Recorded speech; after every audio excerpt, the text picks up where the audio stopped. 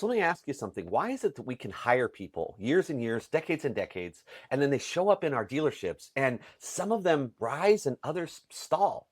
You can look out over your team, whether it's on the sales floor, on the service drive, or back in your shop, and you see these flashes of greatness in one or two people, and then everywhere else it's just a bunch of mediocrity.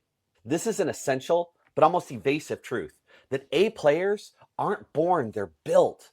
And if you don't embrace and understand that, you're going to waste all of your time, energy, and effort looking for that unicorn hire that doesn't exist. Because at the end of the day, if you don't learn how to build A players, you're never going to find them. But if you can master the ability to build A players, then you become unstoppable in your culture and in your progress. So how do you do that? How do you build these A players? One element is mastering what's called psychological capital. Now, you know financial capital because that's what keeps the lights on. But psychological capital, that's the missing ingredient that you absolutely need to build A players who win the game every single time.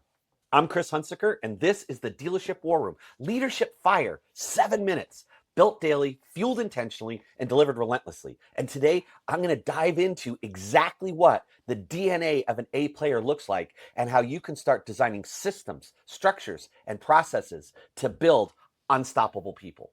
One of the questions I get asked most frequently in my formal settings where I'm actually coaching a general manager, a dealer principal, a GSM, and informally one, but the question that gets asked all the time is, why don't my people do their job?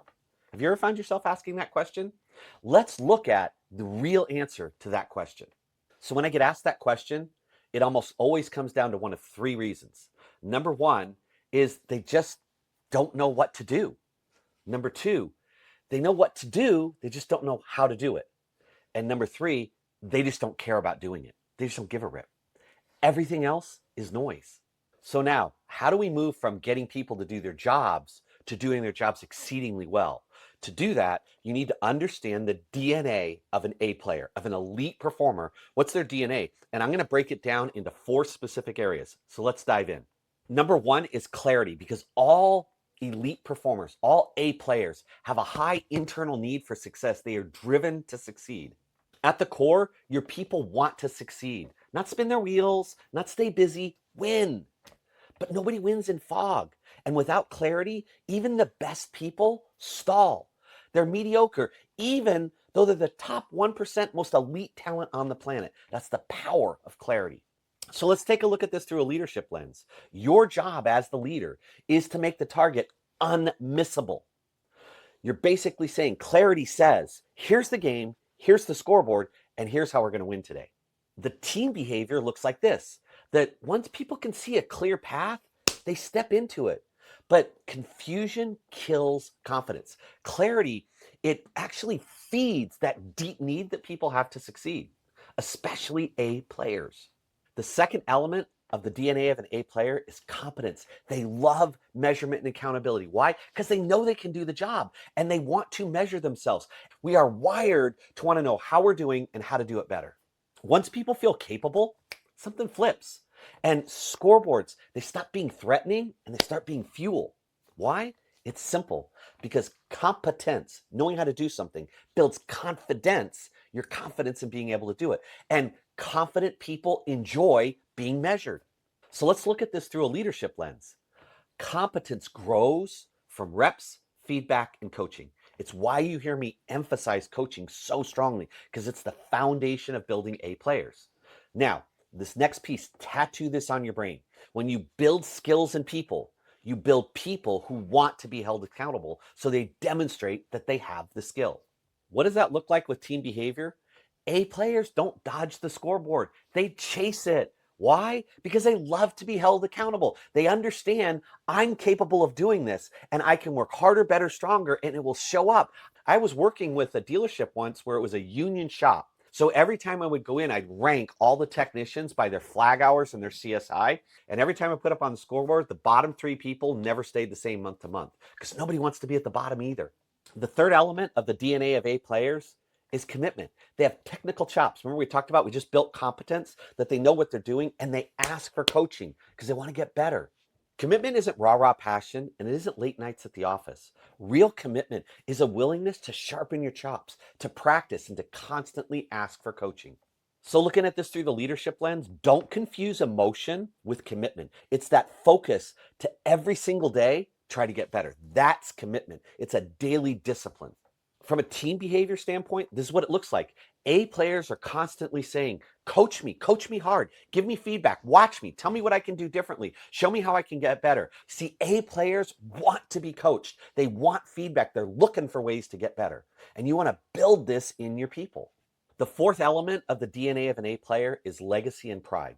And this really comes down to your ability to make and keep promises. If you really want to earn trust, tell people what you're going to do and then do it. And people will follow you through fire. At the end of the day, people want their name, their life to mean something. And that's where character shows up in integrity, resilience, and grit. From a leadership lens, you can't fake character. It shows up under pressure. And your job as a leader is to mold it and to reward it. In team behavior, it looks like this. A players, they own their work. They don't cut corners even when no one's watching. That's a real difference between an A player. B players are willing to seem like they're good. A players have an internal need to be good. Their pride comes from doing the right thing and not the easy thing. That's what makes them A players. Now let's look at a blind spot that just sucks the will to live out of so many managers. Take two managers, Katie and Conan, both of whom I coached. Conan thought that he could just find naturals, and he spent all his time finding those unicorns, those natural A players. Whereas Katie thought she could just motivate her team into consistency, and they both burned out chasing ghosts. My guess, you have a little bit of Katie and a little bit of Conan in you. Some of you may even have both. But they had their breakthrough when they realized you don't hire A players. You build them by engineering the DNA of an A player. And this is the most important piece. DNA doesn't grow on its own. It runs on psychological capital and has four elements: hope, efficacy, resilience, and optimism. Put together, HERO, H-E-R-O. And I'm going to share with you all this week. I'm going to break down the HERO model step by step. Because at the end of the day, psychological capital, that most important capital, is the currency that fuels every A player you've ever met. And you're going to find it in yourself as we go through this week. So let's turn insight into action. And here's your challenge for today. I'm going to ask you to look at your team. Look at those four strands of DNA. Where is your team the weakest? Which of those four strands needs your most urgent attention right now? Is it clarity? Is it competence? Is it commitment? Is it character? Which one of those is it? Now, once you look at it, don't dance around it. Don't sugarcoat it. Pick it. That's your leverage for this week. Because at the end of the day, you don't need better people. You need better DNA. This is the foundation. And tomorrow, we start breaking open the HERO model. And we're going to start with hope. Because if your people don't have hope, they won't commit. They'll quit. And our job is to foster commitment. Remember that financial capital keeps the lights on, but psychological capital, that's the fuel that builds A players. You are in the war room now. So go out today, create some leadership fire, and I'll see you tomorrow where we are going to master the art of psychological capital and probably the most important ROI you are ever going to get.